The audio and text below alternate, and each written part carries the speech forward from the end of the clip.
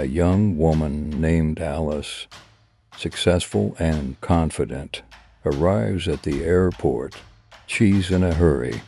Her younger sister's wedding is in 2 days, and she has to be there. The airport is busy. People crowd at the check-in counters. Announcements about flights are heard one after another.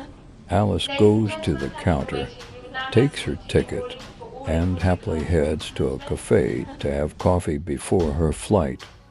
Everything is going according to plan, but suddenly she is called by a gypsy.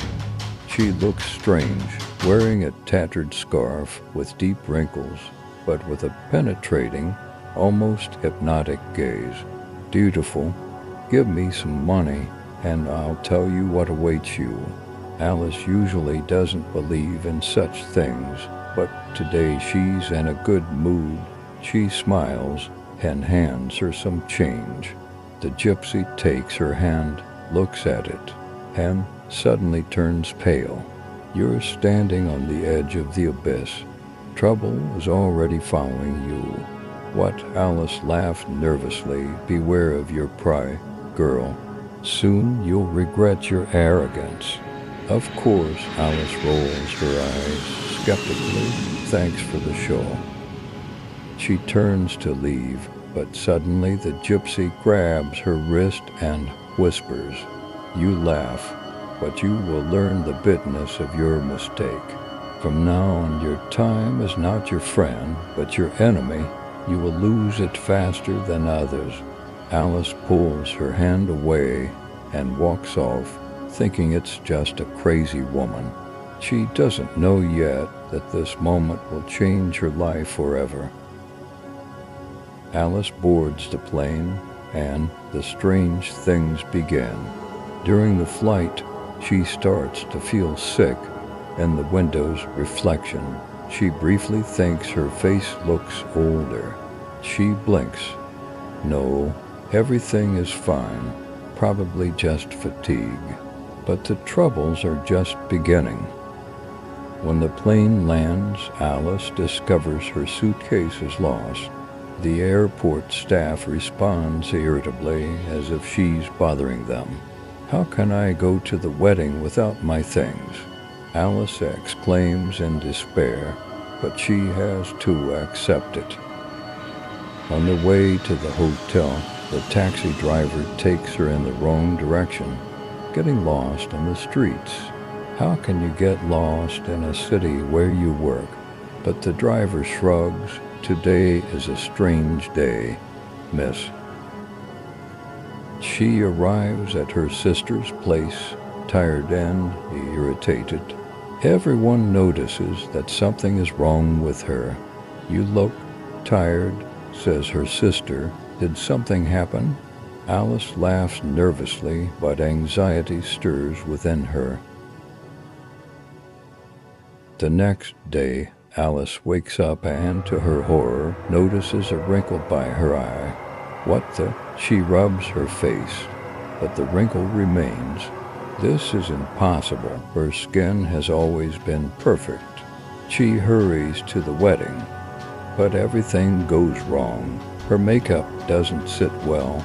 Her hair looks dull. The dress seems oddly baggy.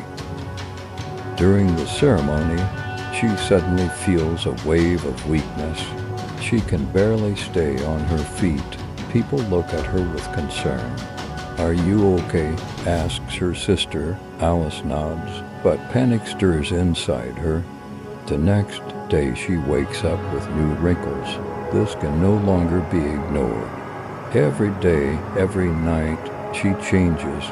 In a week, her skin becomes saggy. Her hair starts to gray. She visits doctors, but they shrug. "You're healthy, probably stress." But Alice knows this is not stress. This is a curse. She remembers the gypsy. Her words. Alice drops everything and returns to that very airport. But there, no one knows about any gypsy. There was no fortune teller, miss. She searches, asks people. No one has seen her. Alice feels time slipping away. Every day is like a year. Her face is aging before her eyes. Finally, she meets another old gypsy in an alley. You are cursed child, how do I remove this? You took her words with mockery. Your pride led you to ruin, but there is still a chance. What do I do? Find her. She's the only one who can stop your fall. But how can she find someone who left no trace? Alice decides to travel through gypsy camps, searching for elders, asking questions. Time is not on her side. She is almost an old woman now, but she does not give up. The ending remains open. Will she be able to find the one who cursed her, or is her fate already sealed? Alice traveled from town to town, searching for gypsy camps. She questioned elders, offered money, begged, but the only answers she received were, "We don't know her," or worse, "Leave it alone." Some curses cannot be undone, but she refused to give up. Each day, her reflection grew more terrifying. Deep wrinkles, gray hair, a frail body. Time was slipping away, turning her into an old woman. One day, she reached a distant village.